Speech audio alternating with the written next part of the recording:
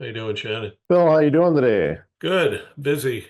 Yeah, you Yeah. guys have a good Thanksgiving? Very good. How about you? It was really busy. So, kids and family, and my older son had a hockey tournament this weekend or that weekend, and we had Thanksgiving Day. We actually had a go-kart race from it was 8 a.m. until like noon, a couple hundred laps, and my son and his friend. We were up early, started out really good, and then we just spent the day with family and then went out to see that new Wicked movie, and it was a really good day actually. Yeah, So good, good, not so bad. And actually had some unexpected snowflakes in the air, so it kind of made it good, a good holiday. So, good. so did Josh, did you had an opportunity to talk with him about your book and everything? We did. I think we've got a strategy to just start promoting the show, the website and the book and all of that. So, Okay, yeah, absolutely. good. Well, if there's anything I can do to help with that, just I'm sure Josh will let me know too, but just reach out to me. So, but I just wanted to, appreciate you jumping on with me today and scheduling the time to set this aside and do this testimony that we've talked about for a little while. So here, as we begin, I'd like to really just spend some time if you could tell us about your financial services that you provide to people and what that entails. Well, I've been in the industry. It'll be 45 years next February. I spent a lot of time in my career focused in the long-term care space because I got into it in the early 80s, the mid 80s, and I ended up as the director of marketing for John Hancock Long-Term Care nationally and was there for about 4.5 years, went to New York Life, had the same job there for another five. And then I just got tired of the travel and joined a large brokerage firm in Clifton Park, New York, where I live now. And they focused on long-term care when the New York State Partnership was big. So we had about 6,000 brokers that would come to us for quotes and we would do cost comparisons for long-term care. And then when I was turning 50, way back in 2007, I said, if I don't start my own firm now, I'll never do it. And that was always a dream of mine. So I went out on my own in '07, which was a bad idea because we opened the firm in October of '07, and then we had the crash of '08. And so nobody wanted to talk to me. Great I did timing. not have a securities license at the time, was not selling annuities. And my plan was to actually do college planning. And that was a market where we got a lot of people to come in the door, but none of them had any money.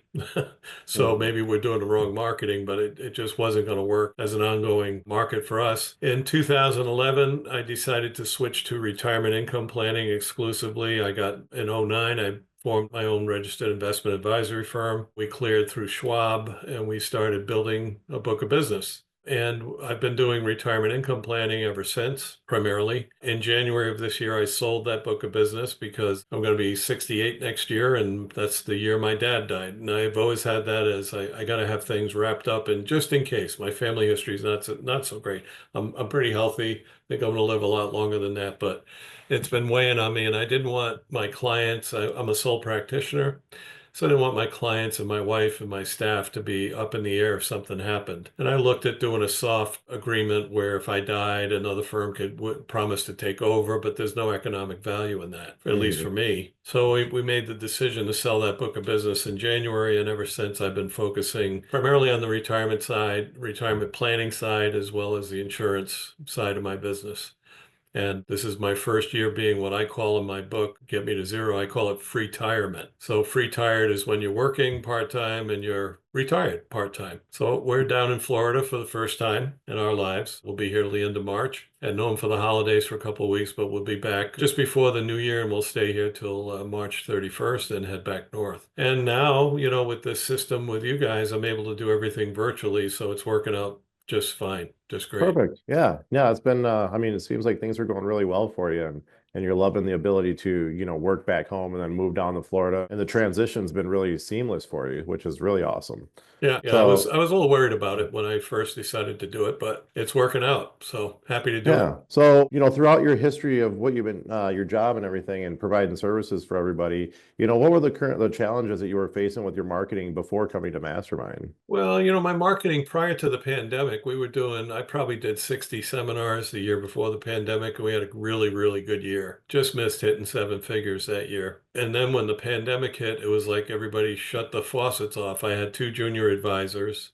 We just didn't have enough revenue to be able to pay everybody. Coincidentally, one of them was a school teacher, and there was a death. Some teacher in his school died suddenly, and they approached him to go back, and it was right when the pandemic started.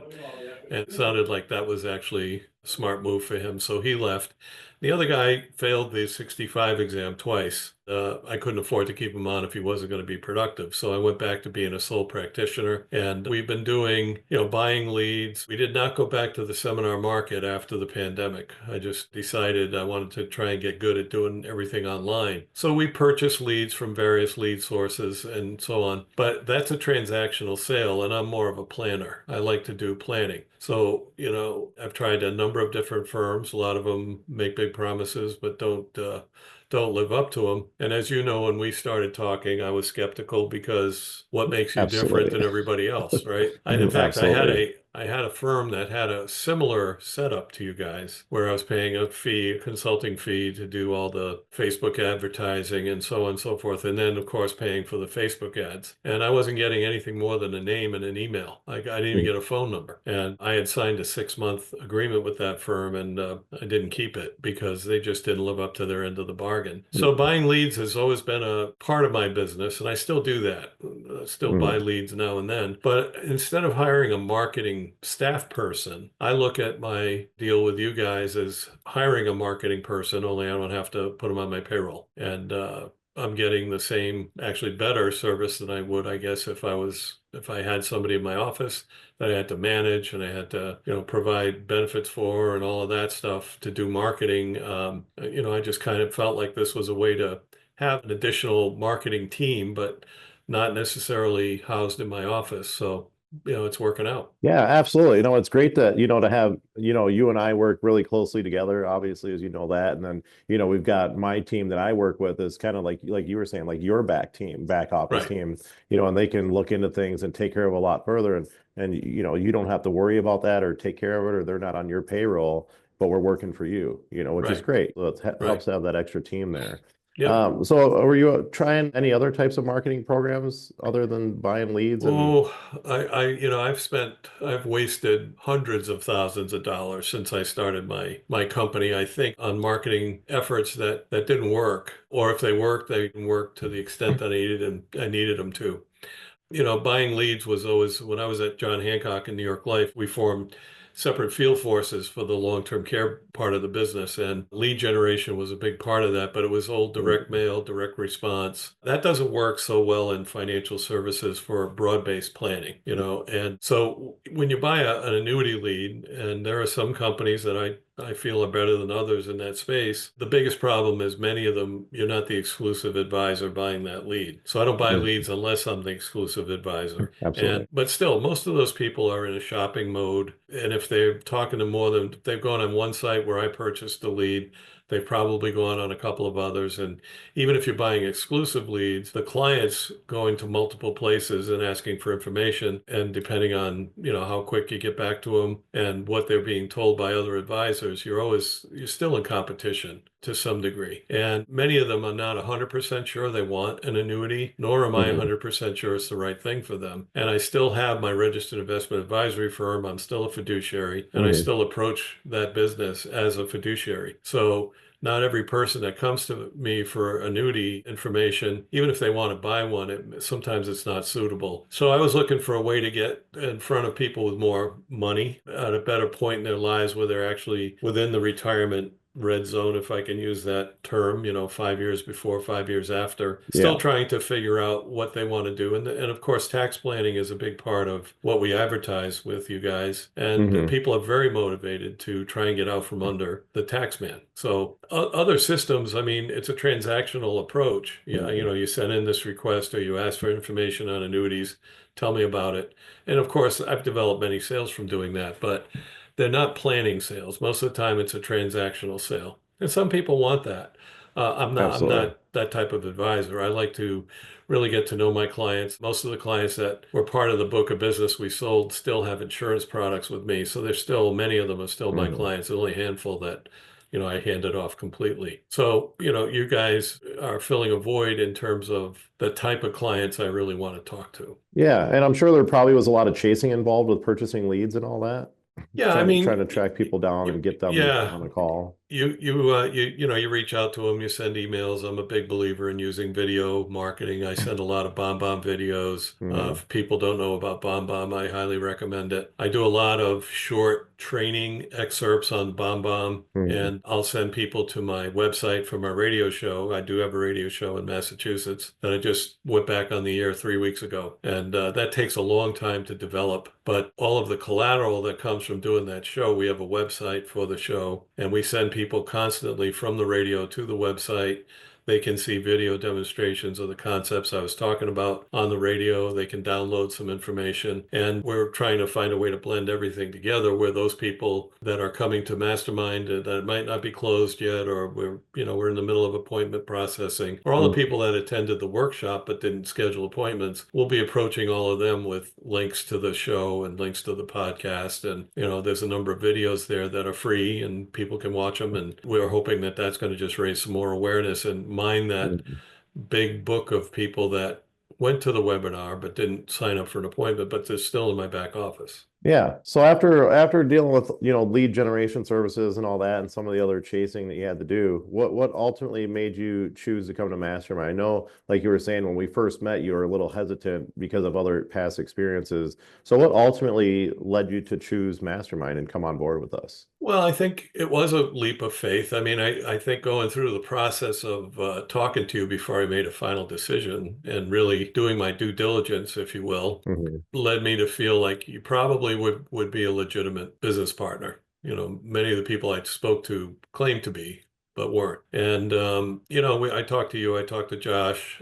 We probably had two or three, Hmm. calls like this before I made the ultimate decision. But I think it was opportunity for you guys in the sense that I was looking for exactly this kind of program where Hmm. people would see a webinar that I did, not some canned webinar, get some information, and then make a decision after getting the information they download, going to the webinar and saying, "Hey, I want to talk to this guy." And the people are showing up for appointments. Very, very, very low no-show rate. In fact, if somebody's not going to show, very often we'll get a note from them saying either they want to cancel the appointment or reschedule. Hmm. So it's just like doing seminars. When I did seminars, Shannon, I would have for each mailing, I would advertise three different dates, three different events, and we were doing Social Security seminars. We were affiliated with another nonprofit, which allowed Hmm. us to get into libraries, which is where we had a lot of success doing those. And we might get combined for every mailing, maybe 150 people, Hmm. maybe 80 households, 90 households over Hmm. three different events. And we would book probably 30% of those for appointments and close 30% of those, probably. Hmm. But the bottom line is I would write probably three new cases a month, but they weren't all large ticket cases. And, especially on the investment side, you have the same fiduciary duty for a $10,000 account as you do for a $10 million account. So we didn't have a minimum. And we did have a lot of clients that had, smaller accounts with us, and that Hmm. became very time consuming. Hmm. So one of the things that I enjoy about this is that I'm focused now on the planning side, on the insurance side, on the tax planning side, and they can keep their current advisor if they want to, at Hmm. least in my opinion, in my situation, because I don't want to get back into managing money directly. But there's a lot of I've been working for most of the day on a case. I'm going to talk to the prospect for the second time at 4 o'clock today. He's got $1.6 million in assets right now. He's 61. His wife is 58. Hmm. Very sure when he wants to retire, first quarter of 2028. He's had people pitching different things to him. And the first meeting was just, he was pretty standoffish when I first spoke to him, thinking I was just another whoever. And it takes time. You've got to, you're over the internet. You've got to get a relationship going with these people and spend time to figure out what exactly they're looking for and what they're trying to accomplish. So after an hour conversation, I said, look, if you want to have a second meeting, I need you to send me this. That I have my staff sends a preliminary email with all the documents we need. We get it through ShareFile. It's all encrypted. And then I open a case file on my computer and all that stuff goes in there. And I start doing my thing. In the background, people not talking to him. I'm doing some analysis. I'm organizing everything into tax qualified, non-tax qualified, Roth, IRA, 401k, so that I know exactly what the picture looks like. Then I put it into my software, and I use Wealthy and Wise with Insmark. In fact, I Mhm. dedicated my book to the inventor of that software, Bob Ritter, who passed away a couple of years ago, and I've used it for the last 25 years. And what I like about it is when I get all the information, we start off with what I call present position. If you don't do anything, Mhm. analyzing what you have, if you do nothing, this is your likely outcome. And then it allows me to compare as many comparisons to that or to another strategy, compare strategies. And as a fiduciary, that, in my opinion, is the best way to approach clients to make decisions because you're just moving pieces on a chessboard with assets they already Absolutely. have. And Mhm. I can show them the impact of doing that instantaneously and have a conversation around that. So it's not a transactional sale, it's a planning sale, and they feel a lot better. In fact, just before we got on today, that same prospect has been approached by an advisor to do a Roth conversion using an annuity product. And he said, I don't want to talk about this today. I want to schedule a second meeting for this, but I Mhm. want your opinion on it. Yeah. And, I've already got an opinion on it after after looking at it. And it's not a great one, but what that tells me is that there's now a relationship there. I've had two meetings with this guy, Mhm.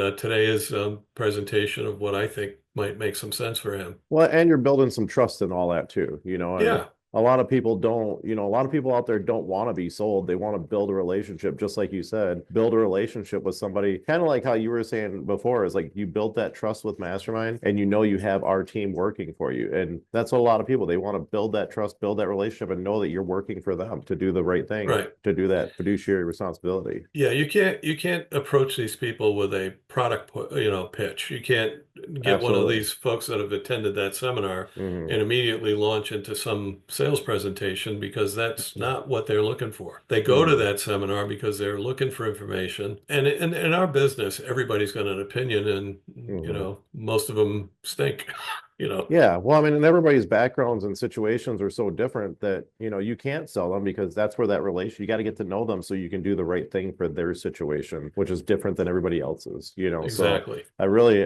love that you pick up on that right away. So leading into that, with the mastermind system, and you kind of talked a little bit before about doing some of the college planning stuff and courses, and the quality wasn't necessarily always that great. What have the results been, through mastermind? What has the quality been like? And how have those meetings been with our system since you've come on? Well, I mean, like anything else, everyone is different. Mhm. And I'm at the point in my career now, if I don't feel a connection with someone, I'm not gonna, I don't pursue people that I'm not gonna enjoy working with. I'm just at Mm, that point in my life, and I don't have another advisor to dump them off on, if you like a will. junior advisor or Right. something. So some people, frankly, some people are looking for as much free information as they can, or they're looking for me to give them a specific recommendation on a specific thing. And if they're not my client, I'll give them, you could do this or you could do that, but you're going to have to come to your own conclusion on that because I'm not going to take on the fiduciary duty of giving someone advice in a 15-minute call. Sometimes I'll have Yeah. people say, I just had one this morning, and it's somebody that I'm going to be meeting with from your system this week sent me a long memo that they want to pay cash for a house and take all the money out of their 401k. And Hmm. they want me to tell them whether or not they should do that. Well, Absolutely. anybody would say, no, you don't want to take a taxable asset, Hmm. $500,000 out of your IRA and pay cash for a house because you've got all kinds of other implications of doing that. From a tax perspective, they're over 65, so he's gonna have IRMA implications, the income related monthly adjustment amount for his Part B of Medicare. There's all these other things that happen. So my approach is, well, you could do that. Literally, you Hmm. could take the money out. Here are the consequences of doing that. Now, I'm not going to Hmm. tell you whether you should or shouldn't, but I'll give you enough information so you can make a decision. By the way, who's helping you with that decision? Do you have Hmm. an advisor helping you with that? What are they saying? What are your friends telling you to do? People get a lot of financial advice from people who aren't Others. financial advisors, right? Absolutely. Their brother-in-law, their buddy, Neighbors. their friend, neighbors, somebody at the cocktail party, somebody on the golf course, or, the pickleball court, whatever. Mhm. Here's what I Absolutely. do. Here's what I do. And, Hmm. very often when someone is giving you financial advice, they're trying to validate what they're doing. This is Hmm. what I'm doing. You do it too. Yeah. And it's not necessarily the right thing. What I'm doing might not be the right thing for the next person. So I think our job as advisors is to kind of separate the wheat from the chaff, if you will, and say, Mhm. okay, well, how do you feel about that recommendation? Why haven't you done it yet? If your neighbor said to do this, What are you waiting for? Well, I don't think it's the right thing. So that's why we're talking. Yeah, yeah, I absolutely love it. Like it's kind of like the same mindset that I have with, I've got young kids that play hockey, and I always tell other families, so what do you do with your kids? Well, this is what I do with my kids, but this is what I'm looking for. You need to go find something that you're looking for and find camps that offer that for your kid. And that's how you get the best out of what you're doing. Right. And same with what you're saying. Like, don't do what your neighbor just because your neighbor said it. Like, is that best for you? Right. So like I said, I have that same mindset as you, so I totally completely love hearing that when you say it. We've talked quite a bit, and you and I get along great. And I think a lot of it is because we both see eye to eye on a lot of those situations, and we both respect and have that. We like building that trust and that relationship with people. And we both kind of value that. So, I mean, what are some, I know we've talked over the last several months, some of the things that you love, and you talked to me about like show rate and all that, and how the people are showing up and they're qualified. Like, what are some of the things that are coming up in meetings with leads coming through our system with appointments that you really do enjoy? It's an interesting challenge because if there's one super challenge I've faced working with you guys is that the assets is that people have money. You're not Mm, sending me, I think I've had two people that were not really stable financially, but the majority of them have a boatload of money mm, and they have tax issues. They know they have tax issues and everybody's talking to them about ways to fix the tax issue, but there's mm. limited options, right? Yeah. Our job is to show the consequences of not doing anything different. Just keep doing what you're doing. Mm, And people end up with a lot of money, but under the current law, you leave a large IRA to your family, especially if it's not your spouse. Now you're passing your tax problems onto your kids. Yes, they're getting an inheritance, but they're also probably in their peak earning years when they mm, inherit it. And now they've got to take that money out over 10 years, and it creates all kinds of issues. The stretch IRA is gone for non-spouse beneficiaries, and that's a big motivator for people. How do I fix that? And of course, if they go to a lawyer and they want to look at a trust or they want to look at different ways to do it from a legal perspective, it becomes super complicated mm, and expensive and I don't know how other advisors feel, but I have many clients, both people who are current clients and people about to become clients who have done all of that legal planning. And then mm. when they have to implement it, it's a nightmare. The same Yeah. lawyer that did it is no longer working. The law firm was sold, the files with another attorney. The other attorney maybe didn't read the trust or hasn't met with the family before. And now they got to get the trust moving and it's more complicated than they were sold it was going to be. We can offer some simple solutions.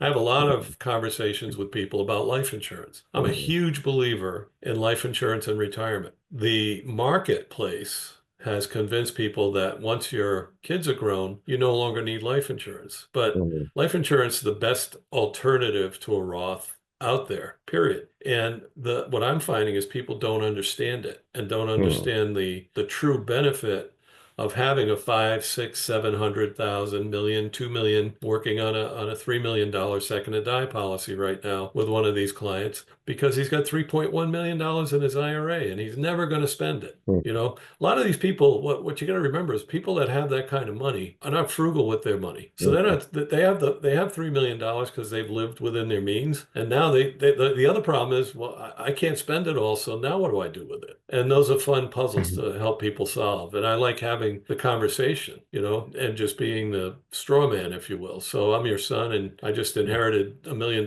from my father from his IRA. I'm going to be pretty happy. And, Mm. and I'll just say something like that and smile. And they'll come back and say, yeah, but he's going to have to pay those taxes. You're right. Yeah. Let them present the problem. So Mm, what have you done, Mr. Prospect, to figure out a way for that not to happen? Well, gee, I want mm, to convert to a Roth. Well, if you got 3.1 million in your IRA, how much are you going to convert to a Roth and make it meaningful? If you convert yeah. 100 and so now you got $3 million left in your IRA and you earn 3%, you're going to earn $90,000 in interest. You're going to replace the 100 you just converted and you'll be chasing your tail. How about if we Yeah. look at other ways to do this? Well, And now you're that's what we starting get to into. talk about that emotional aspect that we speak Yeah, of so often, when we have our meetings and all that. right. So, but it sounds If like you're people tell me really, they have kids or grandkids, I want to know mm, about them. Tell me about your kids. yeah, What are they doing? How often do you yeah, see them? like peeling back that onion, like Right. going deep into the problem. so you Right. can get to the root of it, so you can actually, again, do that fiduciary responsibility and provide a service to them that's right for them. Right. And like you said, your relationships aren't transactional. You're building a relationship, and it sounds like you have fun problem solving, and helping helping individuals, kind of find a better solution for their situation. Yeah, and I think I still have challenges like anybody else. I mean, my big Hmm. challenge right now is I'm a numbers guy. Hmm.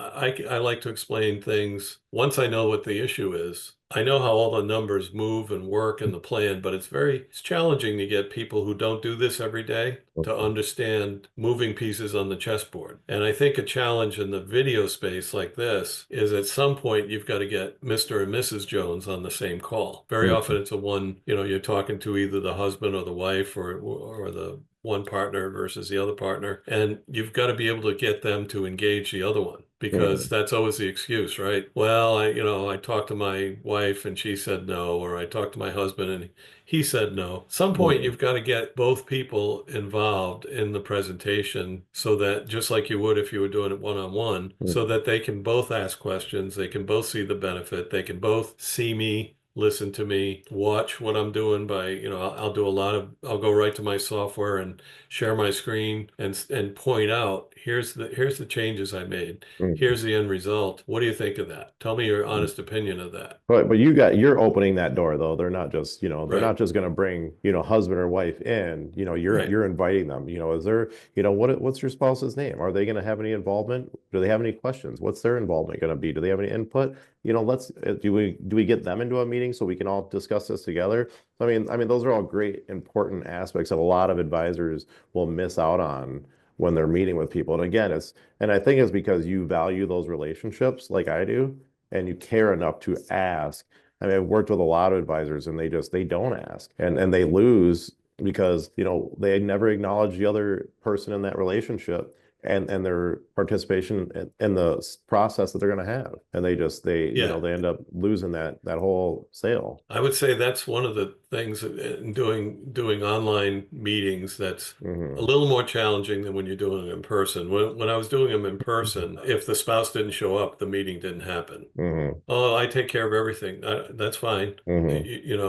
Your husband or your wife can have a cup of coffee and listen, but if they're Yeah. not there, we're not meeting. That was my Hmm. standard when I was doing it one-on-one. Now online, I will have some significant conversations with like this gentleman today. He generally I meet with him while he's at work, but today I'm going to say to him, we need to get your wife involved in this conversation for the next one before we make any decisions because some of the recommendations I'm making involve her money. Absolutely. And you're telling me about her money and you've given me statements on her money, but I have no idea how she feels about that money. Hmm. And it's important that I know that. And it's important that I know she's getting the right message. Not, because it's hard to, how do you take an hour conversation and go back to your spouse over dinner and say, well, is this three things? Well, what do you mean? And start asking questions. And now they feel like they're uninformed and they get rattled. So Yeah. it's important to invite the other partner, spouse, partner, whatever, into the discussion when you're getting to the point of making recommendations. But I think the big thing, the first meeting, maybe even the first two meetings, is really setting that solid foundation. I Hmm. always tell people my number one requirement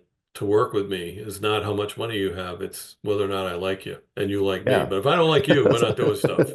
Yeah, to build that relationship, just like we've been Yeah, talking about the whole I gotta time. like them. If I don't like Build that them, I'm not doing it. I'm not working with them. build Too that old for that. relationship and build that trust, and like I said, I can't tell you how much I do appreciate everything you say, because I had these conversations with a lot of people, but when I have them with you, it's more of a, not a directing, but kind of laughing and working through it, because you're already on that point where you understand that stuff, and so many others just don't yet. So I mean, we even have podcasts out online about that stuff, that very topic, with Josh and Vince and everything there, but Well, I think our industry, unfortunately, there's a line between transactional advisors and mhm, planners. mhm, And I'm not saying one is necessarily better than the other. A lot of, there are a lot of people, very successful agents, for example, in the final expense life insurance space that just mhm. 10 transactions a day or five a day or whatever they do. That's what they're into. And that's fine. Absolutely. You Hmm. don't have to keep files on those people. I had a final expense call center. It's part of Hmm. my experience when I formed the business. We were selling all around the country, but you're not developing relationships with those people. You're selling them a final expense policy, and you do it over the phone and And then move on take from there. care. See you later. And they'll call us. We will send birthday cards and we'll keep in touch and all of that. I'm still getting renewals from that business, but people will call us when somebody dies and we sold the policy and I don't remember their name. They're Hmm. in our system to get our, newsletters and all that stuff. That's a transactional sale. That's not a client. That's a That's customer. absolutely. Client is somebody who, like this gentleman today, I think is going to become a client because he wants my opinion. What do you Hmm. think of this? I'm being shown this. What do you think? And my first answer is, well, I'll tell you what I think, but if that's a strategy you want to pursue, would you like to look at it a different way? And can I help you with that? Mhm. Yeah, absolutely. Throughout your time with Mastermind and working within our system, would you recommend it to others? I'd recommend it to people who are serious about building a client relationship business. In other words, you have to have a dose of reality. You have to have the ability to understand the sales cycle, especially when people have more money than you're used to working with. Hmm. It's not a quick sales cycle. And the quicker the sale, the less solid it is, in my view. Hmm. If you sell somebody on the first meeting, that sale is likely to fall apart, more likely to fall apart than someone you've had 3 or 4 meetings with, and you've had deep discussions about why. Hmm. Why do people want to do something? It's not so much what to do, it's why do they want to do it? Like this guy Absolutely. is telling me he's got somebody proposing this Roth conversion strategy using an annuity. Hmm. So my first question is, well, why do you think that's important? Hmm. Why are you considering it? And let them tell me. Where's the pain? Where's Hmm. the pain on that? I took Sandler training at one time. You take them down a few pain funnels and you probe and find out how much anxiety, if you will, does this client really have about this issue? Because Hmm. if it's just somebody else is pitching an idea that they don't have a good reason to do it. They're not going to Yeah. do it with me or the other guy or anybody. Hmm. When you're talking $500,000-600,000 Roth conversion, you don't make that decision on a whim and you make sure that you've considered all the alternatives, right? So this is not for the advisor who wants to, get leads and sell 2 people a week. This is for somebody who wants to build a book of business. I look at you guys as my third employee. Hmm. Even though you're not on my payroll, it's the equivalent in some ways of having a staff person working for us whose only job is getting people into the funnel. And you guys are great at that. And I've been very happy. Yeah, and like you were saying, people that have several million dollars, it's something that's going to happen in 2 meetings. You got to take your time and build their trust and build their confidence because they didn't build $10 million overnight. They were Right. smart about it and they just want to make sure that the person managing their funds is also smart and going to do the right thing for them, and that could take, 8, 9 months sometimes, depending on how, if they got 10, 11, $12 million. So there's always that. And so I think that's a great bit of advice for you to give to others because it's one thing that a lot of people come on and they make an investment into their marketing and they want to see an ROI, right? That return on investment right away, but they're not used to working kind of like when you and I first started working together, you getting these high net worth leads coming through these appointments on your calendar. And it was trying to figure out a system of working with them and how to get through, from starting point until they do become a client, which can take some time. And it It, throws people off and well, not used to I it. think your first job in this business is to disqualify somebody.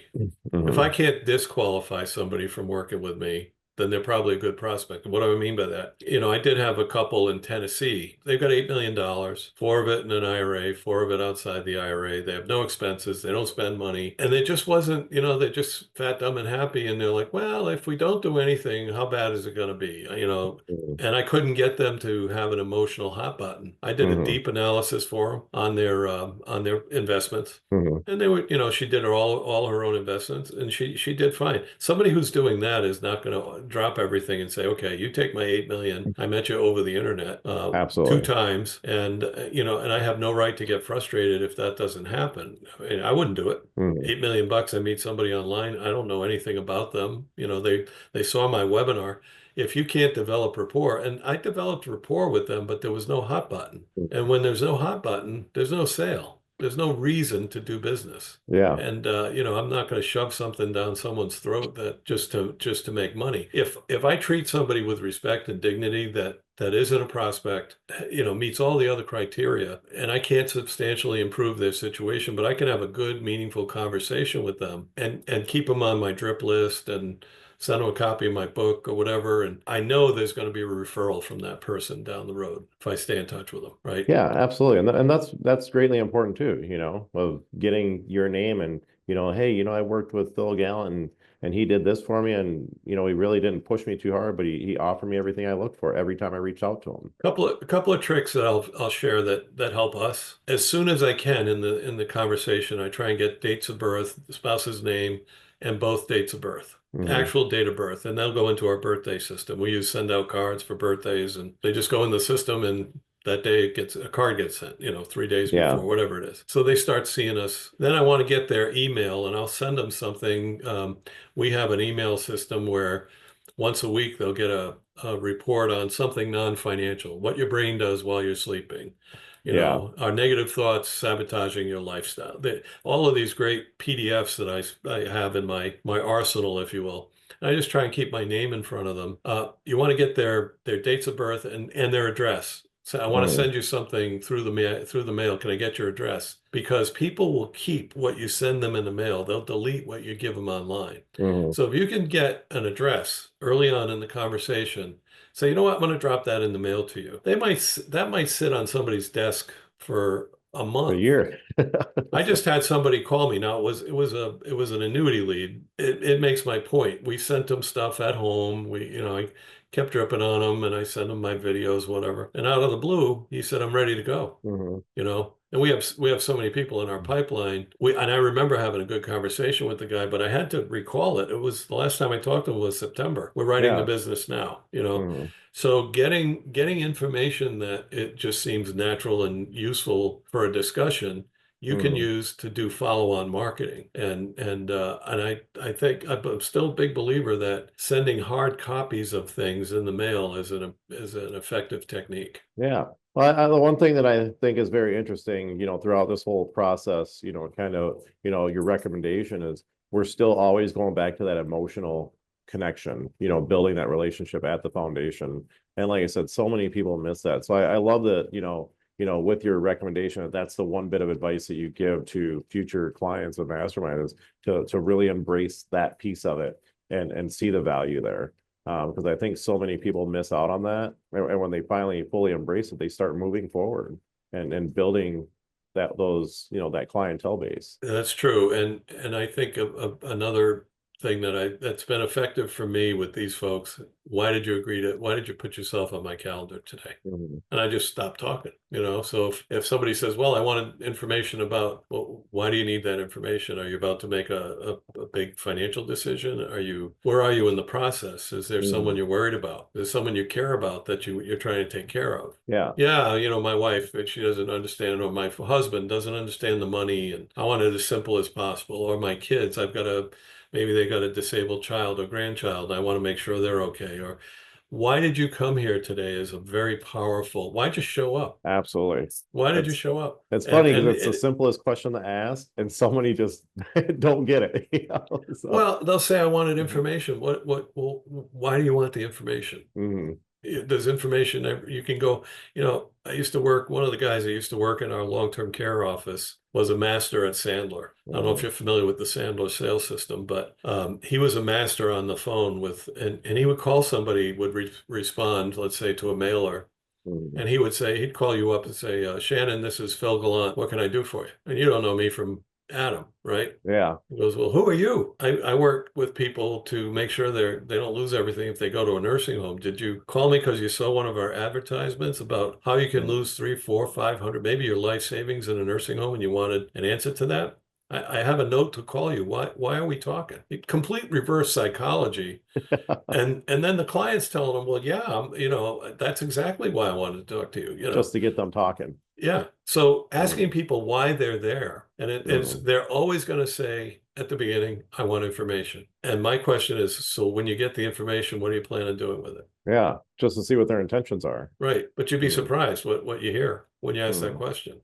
Mm. Very often that's where I find out, well, I've got a financial advisor and he's asking me to do something and I'm not sure it's the right thing. Why do you think it's not the right thing? What's worrying you about it? And I think it's funny sometimes it's a little awkward just sitting there asking the question, then sitting there in silence, because eventually they will start talking and they'll just keep it going a lot of times. And if you just keep going down that path, and like I said, we've said it several times, just peeling back that onion to get down. Because one thing that we find generally, if you get down the road, 2, 3 months and they're just not quite there to close and become a client, a lot of times it's because something was missed in the very first meeting and you didn't dive deep enough or peel back that onion, as I keep saying, to really get to the heart of that emotional piece so that you can present to them what they're really looking for. But if you don't ask questions and let them talk and kind of investigate and listen, it's really hard to get there. Yeah, and I think one other thing that's helpful with these people is to make sure they understand they're not alone. There's Mhm. a technique in sales called the straw man, which is somebody else has a problem. Rather than asking the client, I don't, directly every time say, I might hear inklings about it, something they're worried about, and I'll tell them a story. People love Mhm. stories.